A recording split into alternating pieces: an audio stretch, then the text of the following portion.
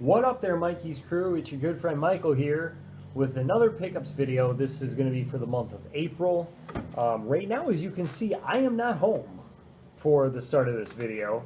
So I want to apologize first off that this video is not coming out on May 1st, because usually my pickups video, which is right now the only video I do, I just don't have a lot of time for anything else, and I'm just really doing YouTube for fun anyways. It's not coming out May 1st because I'm at the Midwest Gaming Classic. So what you're seeing is going to be all my pickups that I got from the Midwest Gaming Classic. I tried to stick to a budget, games that are about $20 or under. Did have some extra cash at the end, so I did go back and buy, well, actually I got one, when I went back through a second time, I got one game that was actually $20 and a couple others that were just a little bit over that I had seen. So I'm going to talk about my experience with the vendor hall. There was actually, talk about a few games I passed up on first off.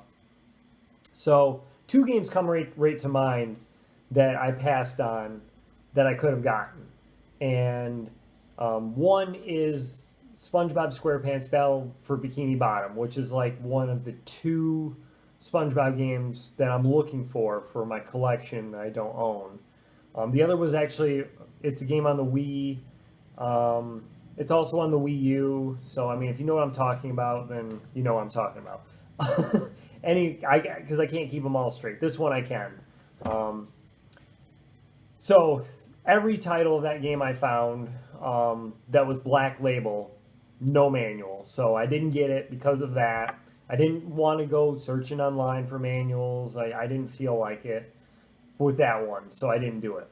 The other one that I passed up on was Midnight Club 3 Dub Edition Black Label as well. There was a copy I passed up on, no manual. There was another one I was going to get because it did have the manual, but then my wife pointed out to me that the manual wasn't in good shape. There was a piece, like a corner was torn off, so I decided to pass on it. Otherwise, I would have gotten it, because that one you rarely ever see that's not a player's choice game. And before I get into pickups, too, I'd like to really talk about my experience at the convention. Hands down, this is the best Midwest Gaming Classic that I've ever been to. And I mean, I'm sure the organizers want that every year, want to up that experience. And this year, man, was it really upped. Actually, as I'm recording this, we haven't been through the second day. So this is being recorded on Saturday. We're going on Sunday as well. But first off, I just want to say, I recorded last year at the Midwest Gaming Classic. That was in November, and this is being held in April. So it's 6 months apart. Usually they're a year apart, but due to the pandemic, they, postponed the 2021 spring show to the fall. And, I went around, I recorded, had a great time, got about almost, I'd say, 50 minutes worth of content that I was able to put in to the video. This year, I just decided I wanted to, chill. Just wanted to go around, enjoy the show, enjoy meeting people, without having to worry about filming. Sometimes it feels like, I've got to capture footage for this, or I've got to capture this footage or that footage. And I just wanted to relax this year. I'm not a big-time YouTuber. I'm not doing this for money or fame. I'm just doing this for fun, to show off my collection, to show off what I'm picking up, So I just wanted to relax and chill this year. So vendor hall was huge. This year, they had 3 levels for the Midwest Gaming Classic. So usually the top level was where the vendor hall was. Well, they moved that down to the first floor this year. The top floor actually is where you can find the video game museum, where they have all the computers and consoles and arcade and pinball set up in there. We did not tour that. My wife and I did not tour that today and play in there. We spent time doing the vendor hall, visiting other parts of the convention, and then taking in a couple of panels near the end of the day. And I was basically telling her that we were going to have to basically have lunch, then go back and do the vendor hall. But actually, we went through there a little bit faster than what we thought. It wasn't all video games. There were, people selling plushies, people selling, swords, lots of, different booths, like comic books I saw, people selling Pokemon cards, Magic cards, lots of different artwork as well. There were posters. So stuff that I'm not really looking for. So I passed. So there were some vendors, I just passed on. It's great that all that's there. We all have our interests, what we're looking for. So basically for me and my wife, it's like games. We're looking for games, Nintendo Power magazines, Amiibo cards, which unfortunately we didn't see any Amiibo cards. There probably was someone there that was selling them. We just didn't see it, unfortunately. So yeah, vendor hall was great. I got to meet Pat Contry there. I bought a book. I bought The Ultimate Guide to the NES Guide, which you're going to see here in the pickups video. I met Norm, who's the gaming historian. Talked to him a little bit as well. Got a picture with each of them. So they were great to meet. Really nice as well. Whenever I meet someone that I really admire and follow closely, I get a little nervous before I meet him. So I'm always kind of wondering, am I going to come off as awkward? But I think I was pretty chill meeting them, and Pat was great. Like I said, I actually went back a second time because I forgot to ask him if I could get a picture with him, and he was gracious enough to let me get a picture with him. And Norm was the same way. So yep, found a lot of games, and actually part of the vendor hall was actually out in the hallway as well. So there were a few vendors out there. Whatnot was one of the main sponsors of the convention of the Midwest Gaming Classic, and they were having a drawing, so you could win a $500 shopping spree through the vendor hall, which I thought was great. I got to talk to Josh Hamblin, who owns SideQuest Games out in Portland. He was there. John Riggs was over hanging out around the Whatnot booth area. And I got to meet actually John, not just there, but at his panel. And there were like a couple of other times, around the convention I saw him as well. Probably out of everyone there, I saw John Riggs the most, which was really cool.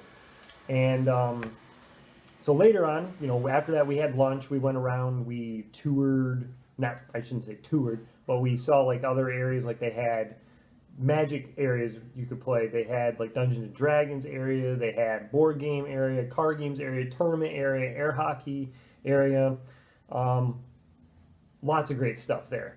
And then when we were up at the second level, they had the presentation hall. They had guys, games, and beer, if I got that correct. So they had tons of different games you could play in there from lots of different consoles. Kathleen and I got to play Nintendo Switch Sports, which just came out the day before the convention on Friday. Well, actually, the convention started Fridays, but the day we played it was the day after it came out. So we did bowling, and she beat me.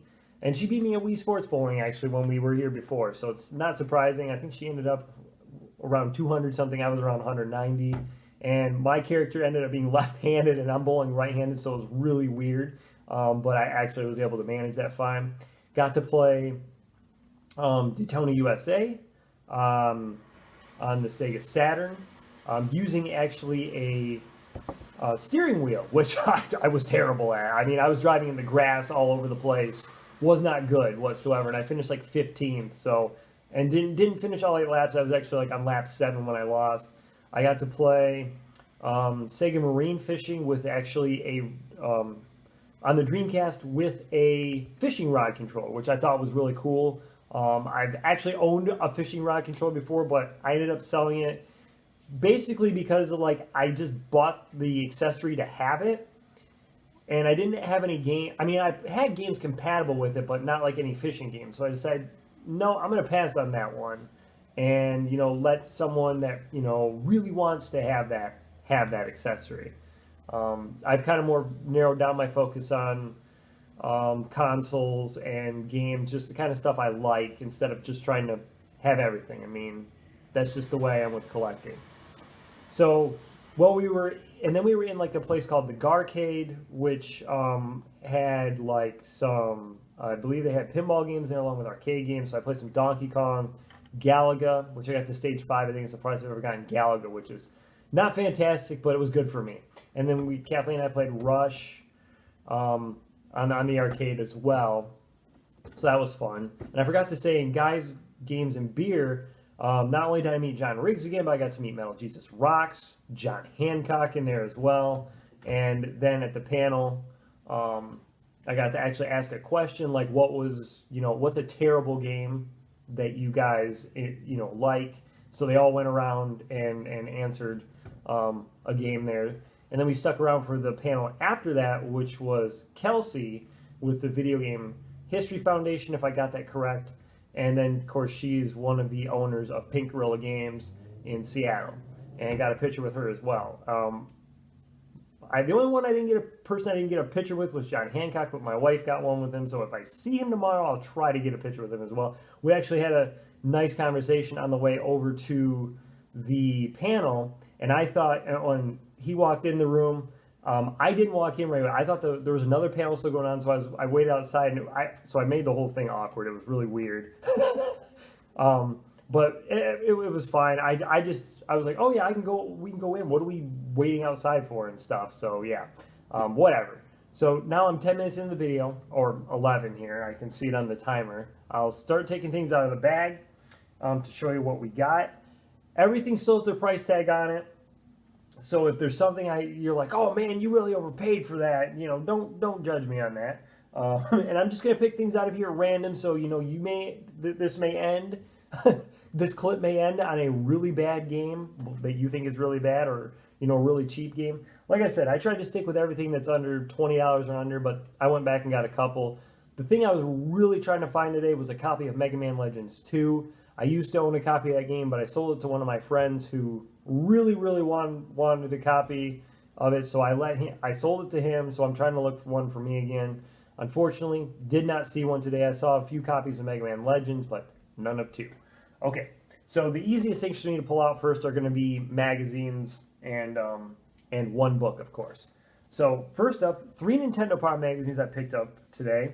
One, first off here, is a Nintendo Power Advance. This is actually issue number 2. I think they came out with like 3 of these, 3 or 4 of them. And these were kind of like, I think these were kind of like bonus ones that you would get if you were subscribed to the magazine. So, yep, glad to definitely add that one, because it's a little easier to find, in my opinion, the Nintendo Power magazines than just these ones. So I was really happy to find that. There was a vendor selling Nintendo Power magazines as well. I basically just picked up a couple of cheap ones. I wasn't trying to spend too much on anything. Someone actually had issue number 1 for sale there for $200, which I don't have issue number 1. It's going to probably be one of the last ones, if not the last one I end up picking up for the collection. I'm trying to get a complete copy, or a complete... This is one of the things I actually am trying to complete, is the whole library of Nintendo Power magazines. I'm not really concerned if it comes with the poster or not, or any like the extras, just trying to look to have a copy of each magazine. So I don't think either of these came with posters because they were cheaper, and they were actually had written on the tags like comes with, or, with poster, or with like any additional goodies, that came with it. And I was hoping that, they would have like lots of the later on issues, but they only had ones that were like from in the hundreds and lower. So I got issue number 30, which is Final Fantasy II. This one is a little beat up. Down here in the corners, you can see some creasing. There was actually a store in Canada that I was ordering some Nintendo Power magazines from for a while, and they had pictures of each of the ones that they had on their website. And this was the only one I did not buy from their website that I did not have because it was beat up. Much more beat up than this one was. So I was really happy to find a copy of that. And then issue number 52 on here, which is Super Mario All-Stars. So I love Mario games, and so I'm really happy to get that one as well. This one's actually in pretty good shape, and actually still has the address on here too. So this was owned by someone that was in Milwaukee. All right, and for the big boy in here. This is the Ultimate Nintendo Guide to the NES Library by Pat Contry. Lots of other contributors to this book as well. This is a great book covering the NES library. Covers all the official U.S. releases to the system, and I believe there's some other stuff in here that they covered as well. So that was just like a thing I was showing you there. So it's got the table of contents in here. He also has the Ultimate Guide to the Super Nintendo library, and then I believe he said as well that the Nintendo 64 one is being worked on, if not almost done, from what he told me. And then I jokingly asked him if he's ever going to do a Wii one, because, you know, there's thousands of games on there. So yeah, I was just kidding around about that. But yeah, they've got the North American games listed in here, and also they have some PAL exclusive games, some HES exclusives, and some special promo cartridges, test cartridges they talk about, some supplemental articles, 4-score satellite game compatibility, Power Glove compatibility, Power Pad compatibility, ROM compatibility, and Zapper compatibility. Now, it looks like that the all the compatibility ones, it's just if you want to, you know, go back and look at those, they have the page numbers on here, but those are already ones that were listed in the table of contents that were not the game parts that we talked about. So basically ends basically after the supplemental articles there.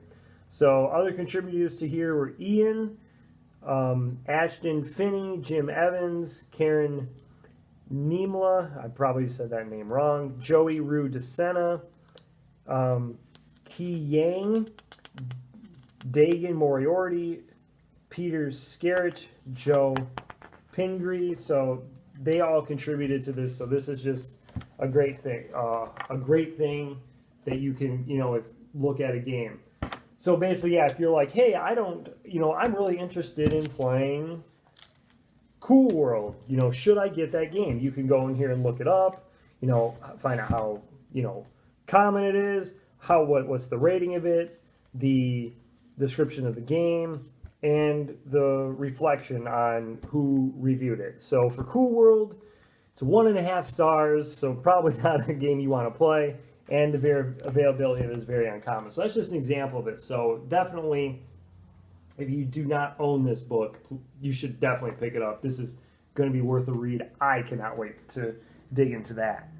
All right, now on to the games. And first up, this was, well, actually, before we do the game, at Pat's booth as well, I also bought the Not For Resale video game documentary Blu-ray. I have not seen this yet, but this definitely looks very interesting to me. This talks about the video game industry, with basically the transition from digital games from physical games to digital games, and you know, talks about video game preservation and, you know, mom and pop stores, you know, how are they going to survive? And so I believe that's basically what this is about. It's, you know, it's almost 90 minutes long. It was made in 2019. I look forward to watching that as well. All right, now we'll move on to the games here. And so the first booth of the day we went to, Kathleen found a game. I did not find anything at this booth, but she did, and we got a DS game for her. I was not specifically looking for DS stuff for myself. I was trying to focus on console games. So yeah, that's what I was looking for most of the day. No NES, anything there for me is too expensive. Didn't want to delve into that. Super Nintendo, Nintendo 64 as well. Basically, it was more like disc-based games. Tried to find some Wii U games for me. Did not find any, unfortunately, so you're not going to see any of those in this clip. But Kathleen got Kim Possible Global Gemini. So one of her favorite cartoons that she watched as a kid, so hopefully she'll definitely enjoy that. For PS2, I picked up Harry Potter Quidditch World Cup, which was one of the last Harry Potter games I'm looking for. There's a couple of PS3 ones I'm looking for also. So yeah, definitely really happy to add that. Any game, by the way, we pick up is going to be complete as well. I always make sure it comes with the manual, just because, you know, I don't want to have to try to track down the manual. There's a few games I have that need the manual about, there's less than 10. You know, I've tracked down plenty. So yeah, as you can see, complete. I'd always make sure as well that, you know, that the disc and manual are in pretty good shape. You know, they don't have to be 100% great, but, you know, I like for them to be mostly good. Quick drink break there. All right, next up, I got a copy of Doom 3, Resurrection of Evil. And I feel like I got a pretty good, you know, deal on this one. You know, I paid $6 for it, and then a couple of boosts down, someone had it for like 20, but it looked like, according to the Game Eye app, it went for about 12. And then right before I got my picture taken, actually talking about Game Eye, Norm actually noticed that on my phone I had the Game Eye app open looking for stuff, and so he uses that as well. Huge fan of Game Eye. If you don't own it, download it. Keeps track of your collection, prices of the stuff you have. You can enter as game only, game in case, complete, you know, any other extra stuff you have, what you paid for, what's on your wish list. It's got games, consoles, toys to life, print media available on there, which they just added, I think about a year ago or so. So definitely download. I know I didn't cover anything, and no, this video is not sponsored by Game Eye. So yeah, that one was complete as well. I just did notice there is a GameStop sticker down here, and it is on the cover art, so I'm definitely going to have to find a way to get that off without damaging the label. I know I said I was staying away from N64 games, but this one I actually picked up for a friend, Diddy Kong Racing. That's all I have to say about that one. The same friend wanted me to find Yokai Watch 3. Unfortunately, did not see a copy of that today either. All right, next up, another game for my wife for the DS. It's this Nancy Drew, The Hidden Staircase. And when we bought this, I guess it was either somebody that was looking for games or the vendor was saying to us that actually a lot of the Nancy Drew games reported from the PC to the DS. So we'll have to see how that goes. I just noticed, too, there's a little bit of wear at the top here, but not bad. Doesn't really affect the cover art too bad. Doesn't get into any of the wording or anything. Very close, but does not get into the wording. All right. Got another WRC game, which is a World Racing Championship is what it is. This is for the PS4, and that is WRC 7. Love racing games, so definitely going to enjoy that one. This one we got... I thought maybe we could brush up on our Bible a little bit. So this is the Bible game for PS2. So this is like a trivia game, basically. And I'm a big fan of trivia games as well. So I figured, what the heck, pick this up, give it a try, give it a play. All right, so next up for me, I got Stuart Little 3 Big Photo Adventure here. So you can use the iToy with this. I do not own that. And I'm not really looking to own that. I don't know. You can unlock bonus games, I guess it says, if you have that, but not a big deal to me. If it's not part of the main game, that's fine. But yeah, I think that means now. I think now I have the 3 Stuart Little games I am looking for, so that's good. Next up, I got CSI Crime Scene Investigation. This was a favorite series of mine. Not the games necessarily, but the TV show I watched as basically from 5th grade.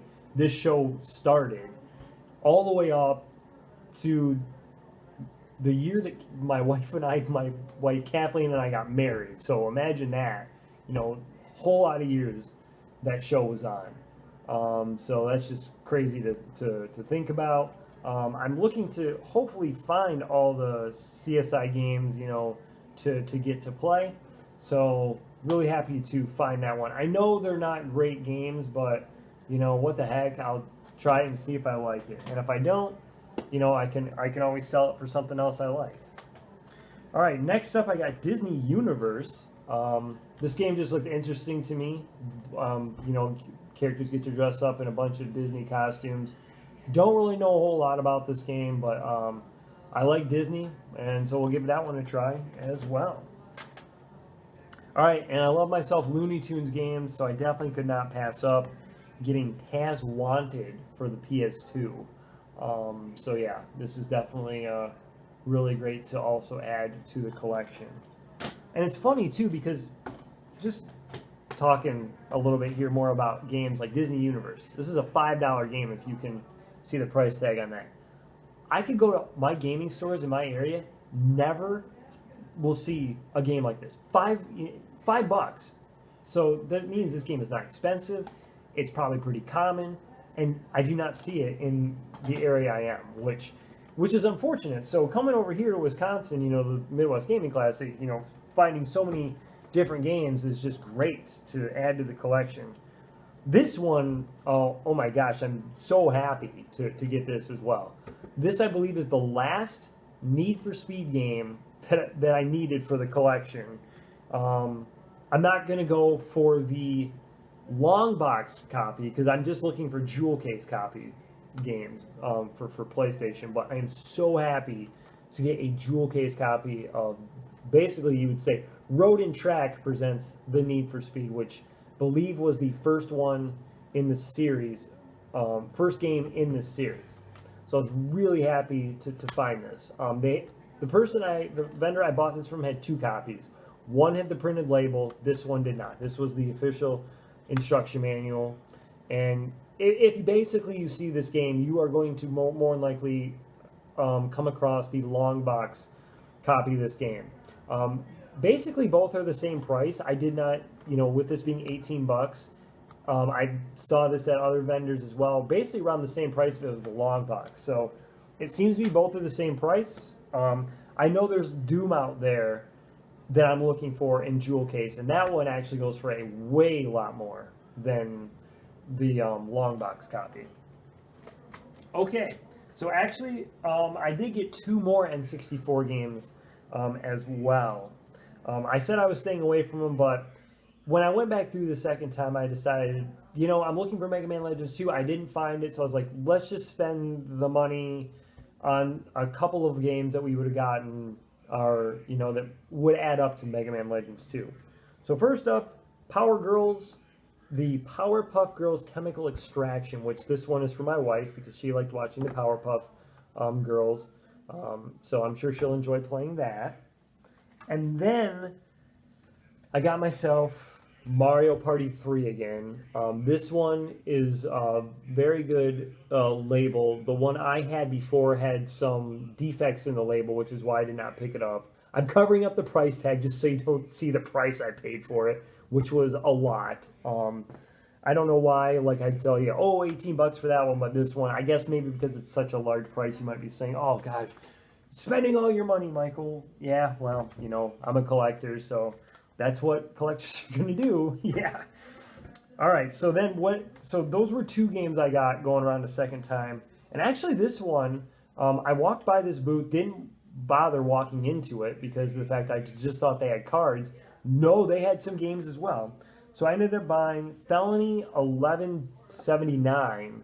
So basically, I think in this game you just go around and you crash into a bunch of stuff and create felonies with your car. So yeah, really happy to add that one to the collection. I just love PlayStation discs. I mean, the artwork on them is just fantastic. I love the artwork on these discs. Especially this next one too, Star Wars Dark Forces, which I heard this game is pretty much almost unplayable on PS1. It's much better experienced on PC, but I'm not a PC gamer, so I'm going to try it on PS1 and see how it goes. I heard there's a lot of, I think there's a lot of lag in this game, so we'll have to see. But yeah, that's what I mean, like, look at that, you know, with the Stormtrooper on the disc. That's what I love. If you got just a player's, you know, choice copy of this game, it's just going to be basically a silver disc. So that's why I love the black label versions as well. And then this game was also for my wife, Kathleen. So we got Sabrina the Teenage Witch, A Twitch in Time. So we'll see if she likes that one as well, since she was a fan of Sabrina. And I watched a little bit of that as a kid, but I was not into that as much. Okay, so next up is another Nintendo DS game. This cover, unfortunately, is a little bit water damaged, but it's not discolored really in any way, so we decided to pick it up anyways. I have like a couple of games that are water damaged, but not a big deal. I mean, the manual and the game are in good shape. But this is Nancy Drew, The Model Mysteries, that we ended up picking up. So this was also a cheap one, like a $5 game. So that's great, you can get some games like, very, very cheap like that. Because not all, hold on, I'm talking outside basically, where you can't see my face. Not all, expensive games are going to be great. Some of the greatest games you're going to find are going to be cheap games. I'm not saying that this game is great by any means, I don't know. But that doesn't mean like cheap games are bad. So I just want to basically get that out there and say that. Got two more PS1 games here to show off.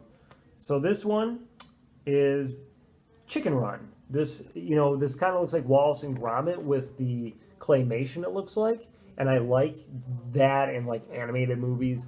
So I figured, what the heck, we'll give Chicken Run a try. And then this one I got from my wife, Kathleen. I've seen this like one time at a store in my area, but it had a printed cover, did not have the instruction manual with it. And that is My Disney Kitchen. Heard it's definitely not like a great game or anything, but my wife loves like, those cooking games like Cooking Mama. So I figured, I think she might like that one. So we found that at both of those at the exact same booth, basically right next to each other, which was great. All right. Just a few games left in here now. Next up, we got Spyro Ripto's Rage. This is a black label copy, and so I love the cover on that. It's not lenticular or anything, but it's definitely, a little bit different than the other ones. And of course, you got the game as well in there. That's not the greatest hits version. Oh, and also at the booth that we got the My Kitchen and the Chicken Run game, there was a couple of guys that were next to me that were looking through games, and they found this PS4 game, and they said, "Oh yeah, Mutant League Football, what a funny kind of game that is, and a great game." And I love Mutant League Football on Sega Genesis, so I figured, why not get it for PS4? $12 too. I mean, cheap game. I can't wait to see what the animations in here must look like when you hit somebody. And then got a few more games here. I actually got 4 more. There's one that's going to have a story that goes along with it. But first off, got Goosebumps Horrorland for the Wii. Also, I heard this is not a great game, but my wife loves Goosebumps. So I figured, what the heck, pick this up for her. And hopefully she enjoys that. And then this one also a very cheap game, but one that I look forward to playing because I love sports games. And this is Nicktoons MLB. So this is like, think about like backyard baseball. You have those, kids along with the MLB players. Well, you've got Nickelodeon characters with MLB players. So this looks like a lot of fun to play. It does say like exclusive Topps cards in here. So if you can see right there, that's going to be something, I definitely, when I bought this, did not expect them to have that in here whatsoever. Most people are not going to have that. That's like getting Pokken Tournament with the Amiibo card. You're more than likely not going to get that. So I'm going to have to try to track down these exclusive Topps cards that come in here. I'm sure they're pretty expensive because most people probably just threw them out. So we'll see. All right, so last thing here. 2 copies of Sonic Mega Collection. And the story behind this is this. So at the first vendor I went to that had the Nicktoons and the Goosebumps game, black label copy of this game. No manual. And usually, like I said, I buy no GameCube game, or not just GameCube, but no games without the manual. I don't want to track it down. I figured Sonic Mega Collection I could do because of the fact it's such a common game. This is not hard to find. I watch Double Jump video games every day. This game gets traded in a lot there. Probably almost not every vlog, but at least you're going to see this game 3 or 4 times a week, I'd say, probably in their vlogs. You know, well, they have videos 5 times a week. So we'll say maybe 2 or 3 times a week, you're going to see this game get traded in. Usually it's this game you're going to see player's choice. There's not a difference between the manuals in them, so I figured I'll track down a manual for this later. It'd be probably easy to find on eBay. A couple boosts later, find it again, black label copy. This one was complete, and I just decided, you know what? We're just going to get it. Not a big deal. Complete. So I decided, not a big deal, you know, because it's not an expensive game. 20 bucks I paid for it. The other one I paid 15 for. I mean, makes sense, you know, that one did not come with the manual. So I figured, we're getting it.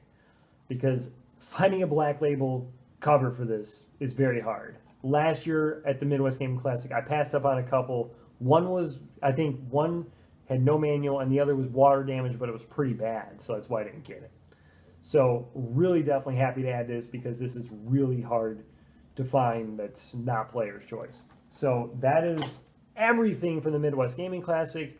I am now going to send it back home for Michael to take it over for the rest of the video to talk about the pickups I got at the stores. So here's that clip. Thanks, Michael, for throwing it back to me. Made it home from the Midwest Gaming Classic. So for the last day there, we basically played arcade games, console and computer games, and pinball games is what we did for most of the day. I had a lot of fun doing that. Kathleen played Oregon Trail. I played Number Munchers. We did a few other games as well. We did some Wii bowling. Those were probably the 3 we played the most. I played a little Mario, played some Sonic the Hedgehog. We played this one arcade game. It was a racing game. There was like 8 like machines that were all linked up together, so that was really cool that we played. I played Jurassic Park Pinball, and we dabbled in a few arcade games as well, but not a whole lot. I played Cruisin' World. I tried to play Donkey Kong 3, but for some reason I couldn't play it. I don't know what was going on. Like the guy before me was playing it, and then I tried, and it just wouldn't work for me for whatever reason. And then we played a bowling game with like a trackball. I tried playing Golden Tee, but I think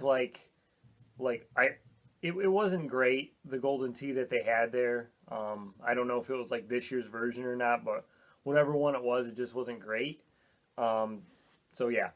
And after that, we had lunch, and we listened to Norm, the gaming historian, along with Kelsey Lewin and Jeremy, I believe was his name. I don't follow him on YouTube.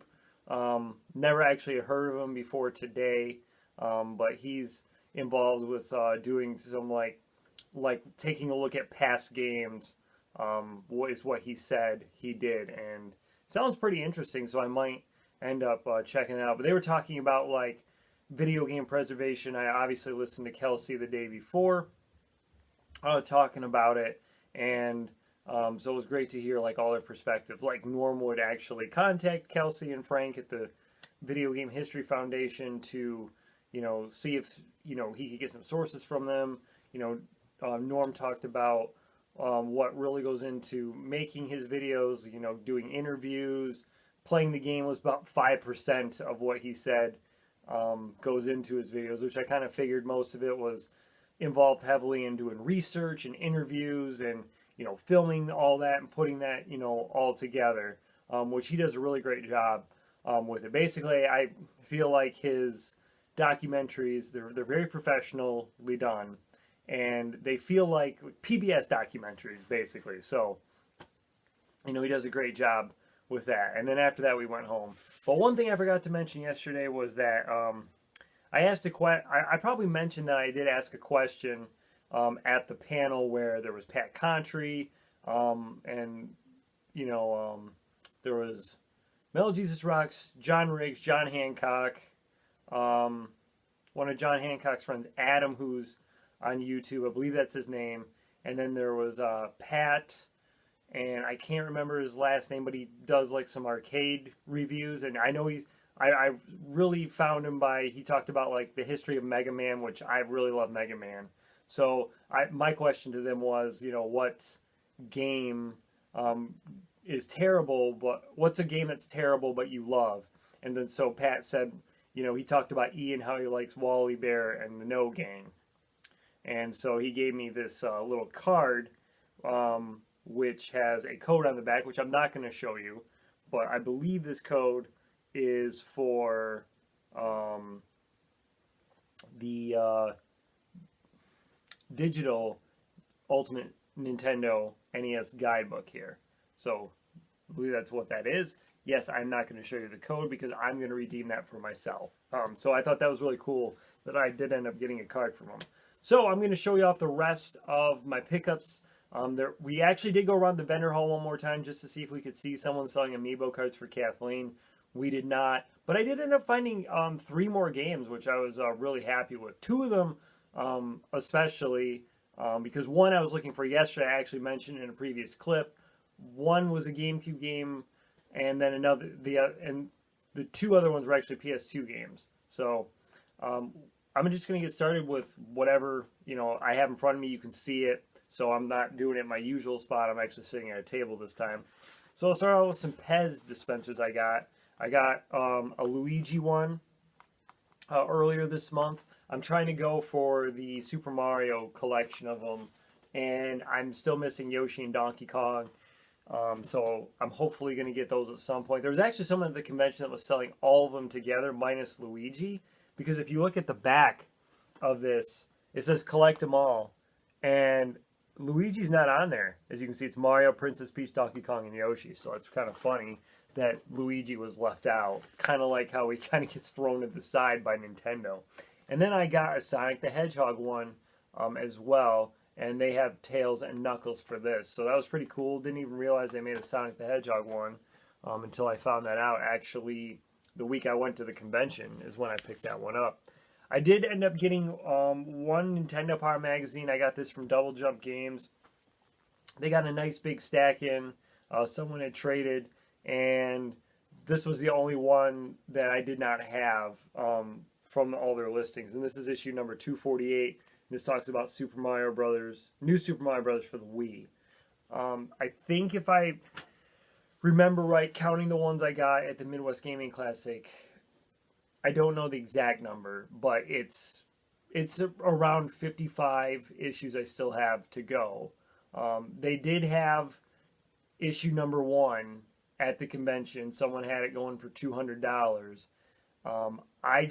I can't bring myself to pay $200 for a magazine. I might pay $200 for a game, but I just can't. I don't know why I just can't do it. I'm going to have to do it if I want a complete collection of it.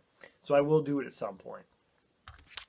I got myself an Xbox One controller. This is from the Broken Sword. I got quite a fair amount of duplicate games. So I traded this in along for some Wii U games, but those are not in the collection here. I put them aside for another reason. So yeah, I got like 5 Wii U games, and so then I picked up this personally for my collection. So now I have actually 5 Xbox One controllers. I know you can use the Series X ones on your Xbox One, but I want to have at least 4 of each. I don't know. I'm just weird when it comes to collecting. We'll just say that. So I got one Game Boy Advance game this month, and this one came from Fanfare, and I got Spyro Season of Ice. From Double Jump, I got one game for Kathleen for the DS, and this is Animal Planet Vet Life, and she always wanted to be a vet tech growing up, so I figured that she would definitely enjoy this. I know this has obviously not going to involve the same skills of being a vet tech, but I know she likes animals and she likes games like this, so I'm sure she will definitely enjoy that. Okay, next up is the original Xbox. I got this one from the Broken Sword as well. This was actually in a separate trip from the the one where I did all the trade-ins, I found a black label copy of the game Black. I always seem to find platinum hits for the Xbox. You know, I always am seeing the PS2 one, but, you know, I wanted the Xbox game. This is where I mostly play my shooters, so that's why I ended up getting this. It is complete, as basically every game I pick up is complete. All right, I got one PS4 game. This came from Second Chance, and this is Wipeout Omega Collection for the PS4. So this includes remastered versions of Wipeout HD, Wipeout Fury, and Wipeout 2048. And they had this priced at about like $15, and this game typically goes for $30. So really happy to find it at that price. All right, moving on now to the GameCube. So the one game I ended up getting today. This was like the last game I picked up at the convention, and it was a copy, and I'm really happy about this because I love like cartoon, you know, games, even if they're like mostly for kids. And this is Winnie the Pooh's Rumbly Tumbly Adventure. It's in really excellent shape. The cover art's great, front and back. The manual's great as well. However, the disc, the paint on it, as you can see, is, you know, if I get it there in the light, is peeling away. And I know that is common on some GameCube games. From watching Double Jump games, they talk about the Metal Gear Solid Twin Snakes game being a game that typically peels. I would like to find at least another disc that's in better condition. I know that, you know, someday, you know, there might not be ones in that great condition. I'll just have to deal with it. But I'm definitely happy to add in the collection. The paint peeling away on the top, by the way, from what I've known also from them talking on the Double Jump games about, say, the Metal Gear Solid game, that does not affect gameplay. It's not like a top scratch that would affect it, say, on a PS2 disc or a PS3 disc. That paint peeling does not affect it. So really happy to add that one to the collection. A couple of PS1 games. This one comes from the Broken Sword. I got Q*bert. Not great at Q*bert games, but I definitely do like playing those. I like playing those old style arcade games. And then from Disc Traders this month, I got a black label copy of Siphon Filter 3. This one kept definitely evading me. I found 1 and 2 pretty easily, but I could, you know, never find the third one black label. I might find it greatest hits, but I was really happy to pick that one up as well. Okay, we'll move on to the Wii now. I got 3 games. 2 came from Double Jump, and that's the first 2 I'm going to show you. So I got Ice Age Continental Drift Arctic Games. Once again, that goes right along with the cartoon kids-themed games. And SpongeBob's Truth or Square, which is, you think maybe this wouldn't be a platformer? Excuse me, but this is a platforming game. So I'm definitely really happy to get this because I love platforming games. And then for my wife Kathleen from Second Chance, I found Kate West, The Vanishing Files for the Wii. I had this originally on our list for the DS because I know she likes playing games on handheld more. She plays them more on handheld than she does play console games. And so I figured, you know, I asked her, you know, I know this is on our list for the DS, but here it is for the Wii. Do you want to get it? And she said, sure, why not? Coincidentally, we found it for the DS at the convention, but did not pick it up, you know, just because. I mean, we just decided, what the heck, we'll just have it for the Wii, and that's it. No big deal. All right, next up, I got 5 PS3 games this month. The first 3 are all in the same series. So I got Grid, Grid 2, and Grid Autosport. And I got all those at Second Chance in the exact same trip. So completed the Grid series right away. I know there's Grid for PS4 as well. So I don't believe I own that one. So I will have to look for it. I do not see it down here. You know, I'm looking at my PS4 games. I do not see it. I also picked up WRC 3 FIA World Rally Championship. I think this one I ended up getting from Disc Traders. And then I think this one, I believe, came from Second Chance as well. And I got Thor: God of Thunder. This one, like like all my games, it's complete. This is not an easy game to find. I know this game is not great from what I've seen, the reviews of it, but I like superheroes, and I figure, what the heck, let's just try his game out and see how it is. If I don't like it, I can always, trade it in and get something else that I want. I did see this before with the Broken Sword, but decided not to get it just because the manual's cover was torn off on it. Very picky. I'm very picky.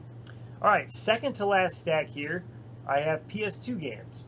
So first up from Disc Traders, I got Driving Emotion Type S, which is a racing game that I had on my list and didn't really hear before, but I like racing games, especially the ones that are on tracks. So I figured, what the heck, we'll try this one out. This one was, the last two here were games I picked up at the Midwest Gaming Classic the day I'm actually filming this video. I found Rugrats Royal Ransom for PS2, which coincidentally I find this more often for GameCube, which I found a lot of these at the convention instead of PS2, but I've been looking for it on PS2 just because all the other Rugrats games I have are on PlayStation consoles. So that's why I ended up getting it for that. And then this one I mentioned in a clip, my clip yesterday. 2 times I found this game. Once, well, two times I found the black label copy of this game. Once was without the manual, and the second time the manual was torn. This one, great shape, black label, the manual is intact, and disc is in great shape.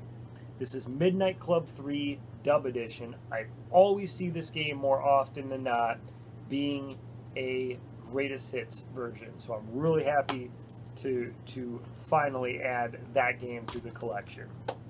I know some people don't care if it's greatest hits. I mean, I just want, I guess, all my labels to kind of look the same. I mean, I used to not actually care whether it was like that, but then one day I'm looking at my shelf and I was like, I just don't like the greatest hits spines, platinum hits, player's choice. I don't like those spines, so I figured that's why I'd rather just stick with black label games. And then the last stack here, I got 5 games this month for the Nintendo Switch. 4 of these are first party titles, and then 1 is a limited run game. First up, from the Broken Sword, I picked up Legend of Zelda Breath of the Wild.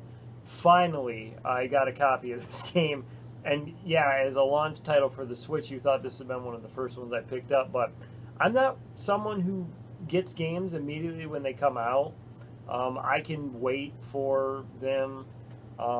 Most of the games I usually just wait for. Some to just come down in price. I don't want to really pay the going price tag of $60, and yet here we are nowadays. You find games are over the price they originally were, and I'll buy them. So it's just I don't know. I'm just weird, like I said. Got a copy of Mario Kart 8 Deluxe. This was actually my cousin's. She left this up at the family cabin. I told her about it. I actually told her that I was looking for a copy of the game. She said, if you buy this off of me, I will just go out and buy another copy of the game. So I bought it off of her for a fair price, and really happy to get that game in and start playing it.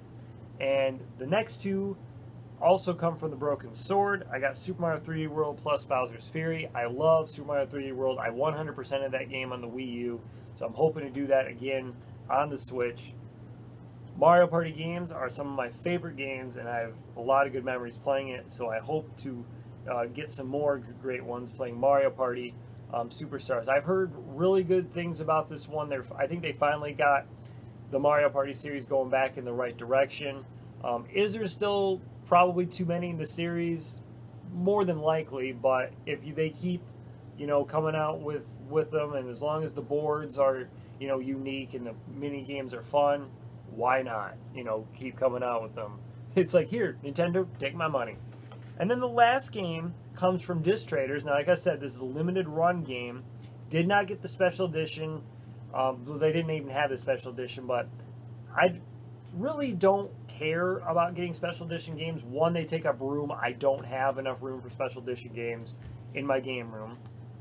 And yeah, that's really the main reason why I don't collect them. So yeah, for me, it's just getting the game. You know, and as long as it's complete manual cover art game, I'm good. So the game I got is Golf Story. So this is like a golf RPG type game. Combines things I like. Golf, number one, and then I'm also not, I dip my toe, I would say, in RPGs. And every RPG game I've played, I have enjoyed. I just don't have a ton of time to put toward the really long ones. I've never played a Final Fantasy game, but I really did enjoy Super Mario RPG Legend of Seven Stars. That one I could go through, in a week or two and beat it. I don't know if Final Fantasy's like that or not, but I know there's so many games in the series now. And I know they're not connected. I'm pretty sure that each of them is their own separate storyline. But I just don't feel like delving into them. So thank you for watching this extremely long video of pickups and me talking about my experience at the Midwest Gaming Classic. Really hope you enjoyed that. Drop a thumbs up on this video if you did enjoy that. And I want to thank you for watching, and thank you for subscribing to this video, or thank you for subscribing to this channel. If you haven't subscribed, you can subscribe for more content. I post these pickup videos once a month, talking about everything that I got from the previous month. I already said like this video, comment on this video as well. If you went to the Midwest Gaming Classic, what was your experience this year, or any pickups that you may have gotten this month? Share this video around as well, and like I said, subscribe to this channel. This is Mike Love, over and out. Mikey's True Guys are the best. Take care, and I will see you, well, let's see, in the month of June, talking about my May pickups.